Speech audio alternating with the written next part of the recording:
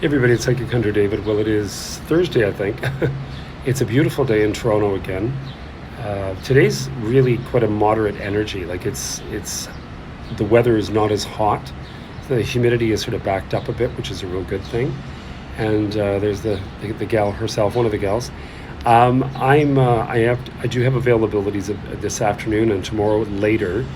I'm just trying to get things organized here because I am going to be doing the Cabbagetown sale, and that is going to be on the Saturday, the 6th, I think. So I'm just going to use that as a great opportunity to get rid of things, a lot of things that I just don't need anymore. And but other than that, like I said, with the readings, I'm around, and now we're moving into very different energy. Now we're moving into that latter part of Leo, and we're going to move into the beginnings of Virgo. So the whole Virgo energy, the sun in Virgo, the new moon is the 24th, I believe it's the 24th. And then 2 weeks later, of course, we have that eclipse in Pisces where the North Node is. And, very slowly, it's a bit of a differential because Saturn and Neptune will not be there yet, and they're moving back.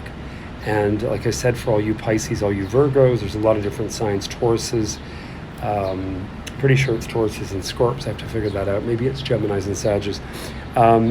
It's just a really interesting period of time. It's forcing you to really pay attention to and reassess and make some pretty strong decisions about, okay, where do I go from here with my life?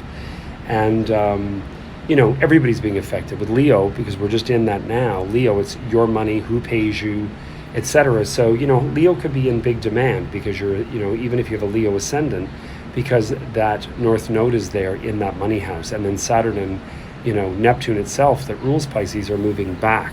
So things that you thought you lost out on or things that you felt you missed out on could very well between November and, February really start to come into play again, and opportunities could represent themselves. So don't ever, get out of the boat and give up and say can't or wouldn't or shouldn't, because things can open up. I think the big thing with all of us over last week, the energy of the Lionsgate portal, and then of course the full moon in Aquarius, and then the, Mercury direct on the 11th. I think with each and every one of us, I think the goal there was to really look at things honestly and look at things from a much more prioritized standpoint, and also from a standpoint of responsibility.